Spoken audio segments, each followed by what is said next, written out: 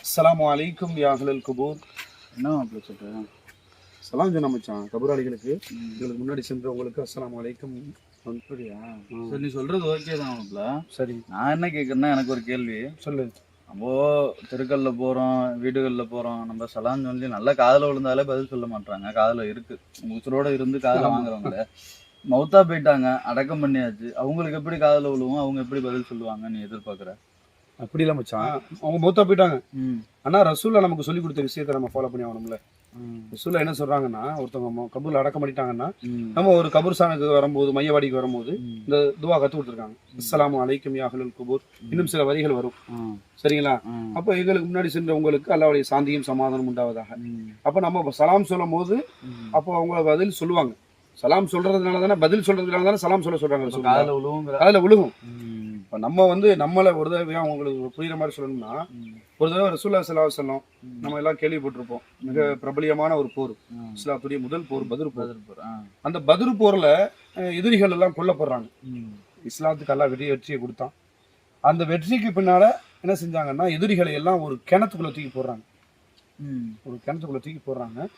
போட்டு அதுல நிறைய எதிரிகள்லாம் உள்ள கிணத்துக்குள்ள போடப்பட்டதுக்கு அப்புறம் ரசூலுல்லாஹி ஸல்லல்லாஹு அலைஹி வஸல்லம் அந்த கிணத்துக்குள்ள இருந்து என்ன செய்ய, கிணத்துக்கு நின்று பக்கத்துல நின்று சத்தம் போடுறாங்க.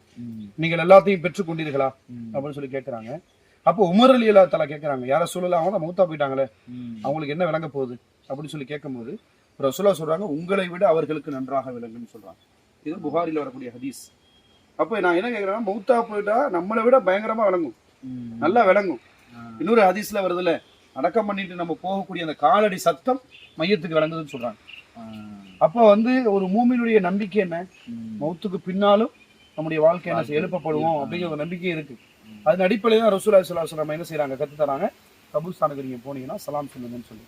அதனால எல்லாருக்கும் விளங்கும் நம்ம என்ன பேசுறோம், என்ன நம்ம செருப்படி சத்தம் கேட்கும் போது அப்ப பேசுறது விளங்காதா, தாராளம் விளங்கும். அதனால நம்ம சலாம் சொல்றோம். நீ சொல்றத பார்த்தா உசுரோட இருக்கிறவனை விட மரணிச்சவங்களுக்கு அது நல்லா கேட்குது, அவ்வளவுதான். ஆனா சிலவங்க அது தப்பா புரியல, அவங்களுக்கு நல்லா பாதுகாக்க நல்ல செய்தி மக்களுக்கும் இதை போய் எத்திக்கணும். யாருமே சரி நண்பர்களே, நீங்க ஒரு கபூர்ஸ்தானா போனீங்கன்னா பாத்தீங்கன்னு சொன்னா, அஸ்ஸலாமு அலைக்கும் யா அஹ்லல் குபூர் அப்படிங்கிற இந்த ஒரு வார்த்தையை சொல்லுங்க. இன்ஷா அல்லாஹ் அது நமக்கும் ஏன்னா நாளைக்கு நம்ம முத்தா போக போறோம், நம்மளும் கபூருக்குள்ள போக போறோம். நாளைக்கு நமக்கும் சலாம் சொல்லுவாங்க. அந்த சலாமே நமக்கு ஒரு சாந்தம் கொடுக்கும். சலாம்னா என்ன அர்த்தம், அல்லாஹ்வுடைய சாந்தியும் சமாதானமும் உங்களுக்கு உண்டாவதாக. அப்ப அதன் அடிப்படையில அவங்களுக்கு என்ன செய்யணும், சாந்தியும் சமாதானமும் நிம்மதியான ஒரு கபூராக அல்லாஹ் என்ன செய்யணும், ஆக்கணுங்கிறது தான் நோக்கம். இன்ஷா அல்லாஹ் அல்லாஹ் நம்ம எல்லாருடைய கபூரையும் சாந்தியும் சமாதானம் உள்ள கபூரா அல்லாஹ் ஆக்குவானாக. அஸ்ஸலாமு அலைக்கும் வரஹ்மத்துல்லாஹி வபரகாத்துஹு. மறக்காம நம்ம சேனலை சப்ஸ்கிரைப் பண்ணுங்க, அதிகமா ஷேர் பண்ணுங்க நண்பர்களே. ஓகே, இன்னொரு வீடியோல சந்திப்போம்.